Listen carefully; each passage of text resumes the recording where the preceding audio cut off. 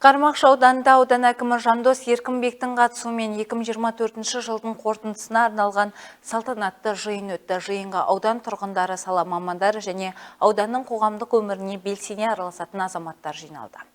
Аудан әкімі Жандос Еркінбек барша жұртшылықты жаңа жыл мерекесімен шын жүректен құттықтап, өткен жылдың ауданның өміріндегі елеулі жетістіктері мен оң өзгерістерге толы болғанын атап өтті. Ол өз сөзінде 2024 жылдың аудан халқының әл-ауқатын арттыруға, экономиканы нығайтуға бағытталған ауқымды жұмыстармен ерекшеленгенін айтты.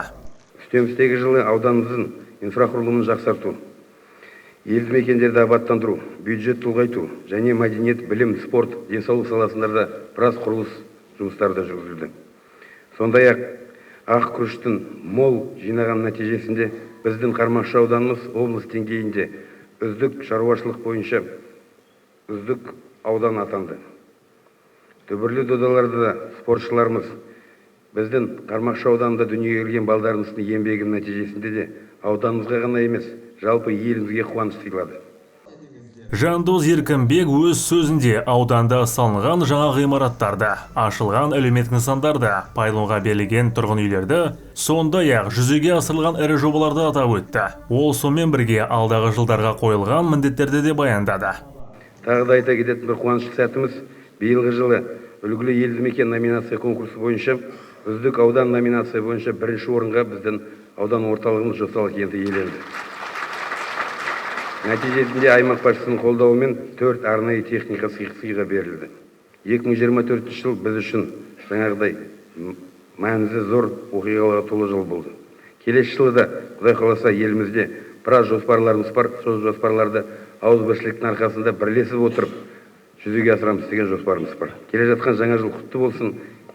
Бәрімізге де жаңа жыл бақ береке алып келсін, еліміз тыныш, жұртымыз аман, осындай жақсылықпен бөлісіп, жаңа жылдан жаңа жылға жете берейік.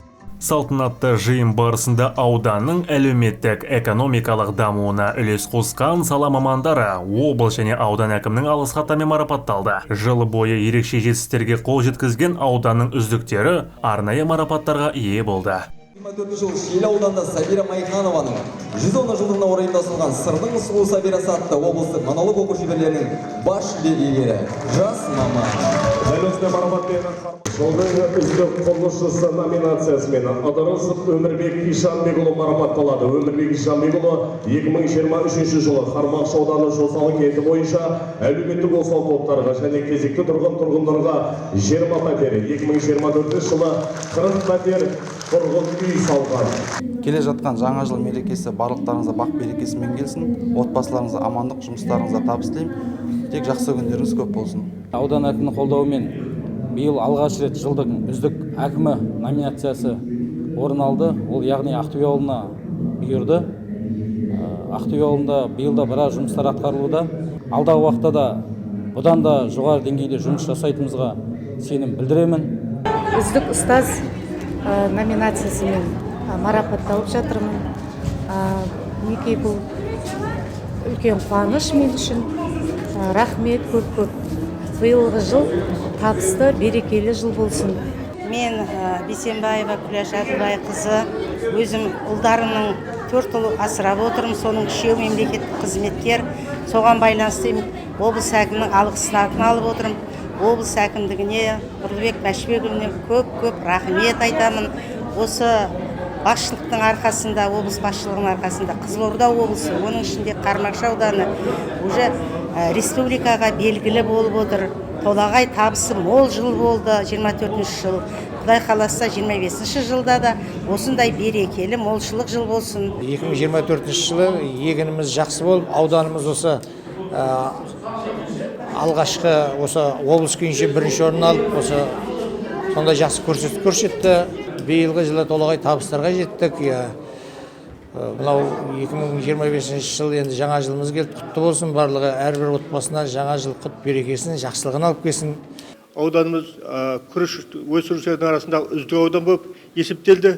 Сондықтан бұл биылғы жылғы әрбір жеңістік келесі жылда үлкен жеңістің табалдыры болып есептеледі, басқалдағы болып есептеледі. Аудан әкімі үлкен жобаларға жұмыс жасап, еліміздің көркеюіне, гүлденуіне үлкен үлес қосты. Оның үстіне Қармақшыда мәдениетке жалпы жақсы көңіл бөлініп, қазіргі таңда рухани орталық ашылып, рухани орталық өз ісін әрмен қарай жалғастыруда. Жиын аудан өнерпаздарының мерекелік концерттік бағдарламасымен аяқталды.